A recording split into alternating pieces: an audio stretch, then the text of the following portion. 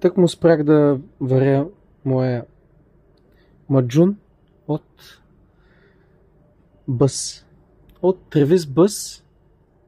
Има три вида бъс в България, ако не знаете.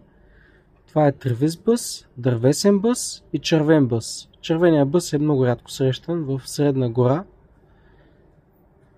Това е от тревис бъс, който по принцип трите вида бъс са сходни. Като може да кажем, че един от изразените лечебни от трите вида е тревистия бъс. И също така тревистия бъс е посочен от Петър Димков като най-лечебен. Изследванията, които са правени в БАН, са за сходство между трите бъза като състав. Но аз съм забелязал, че дървесният бъс е по-неароматен, по-невкусен, не сладък и по-воднист. Това е мое лично мнение.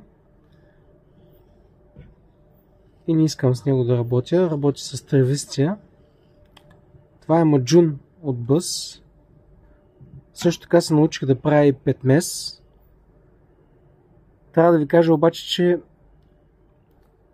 маджуна е най-доброто, което съм получавал до сега. До сега никога не съм ял нещо по-вкусно. Ето тук преди няколко минути изкарах малко да изцени, да го видя с каква гъстота е. Само че след това го варих още 5 минути, сега е малко по-гъст.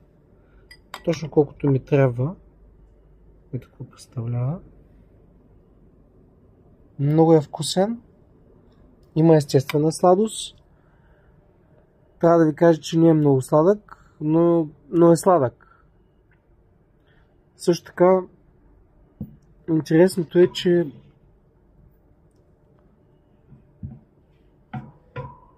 е доста вкусен. Може да се отчудите, обаче много върви с примерно на малко парче сирене да капнете от този петмес. Уникално става, много вкусно. На каквото и да го сложите.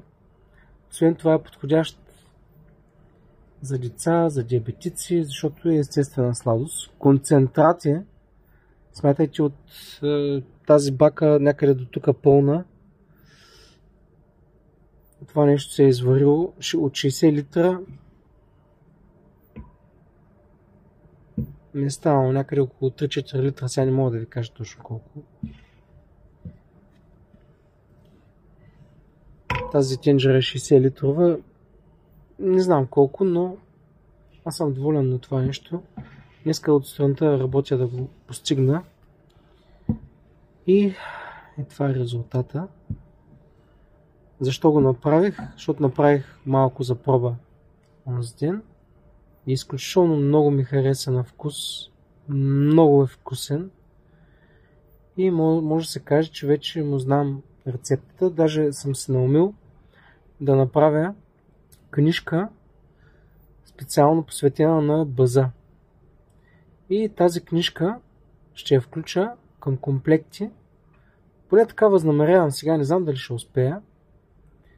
Но мисля да направя малки броканчета с маджун от бъс и другите продукти от бъс, които правя.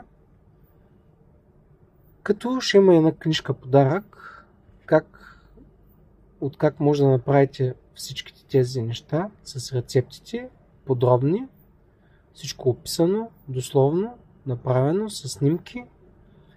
И така, реално, с тази книжка вие ще можете да си правите всички рецепти, които аз знам до момента от бъс. Единственото, от което може така леко да се страхувате, че бъза, казват, че някои хора твърдят, че е отровен. Не, няма нищо отровно. Аз съм ял по 200 грама. Ето, жив съм, говоря ви, съществувам, нали? Така че не се заблуждавайте. Единственият проблем с бъза е когато има зелени зранца.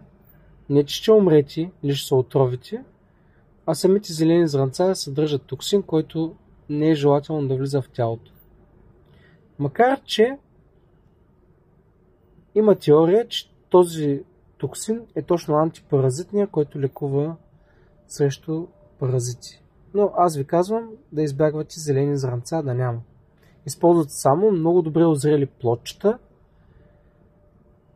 и вече може да си правите сироп от бъс, оцет от бъс, някой може и вино да се направят от бъс. Също така, както виждате, има джун от бъс, сух бъс и петмес от бъс, сухи зранца бъс, нали, и петмес от бъс. Като аз правя една комбинация сух бъс милам на прах, фин и смесвам с мед, която също е добра. Така че ето колко много комбинации за един изключително полезен продукт и мога да ви кажа, че ако сложите една лъжичка към кафето сутрин, става уникално кафе. Но най-добре да не пиете кафе. И това е от мен. Хубава вечер, защото е вечер тук. От мен всичко добро ви пожелавам.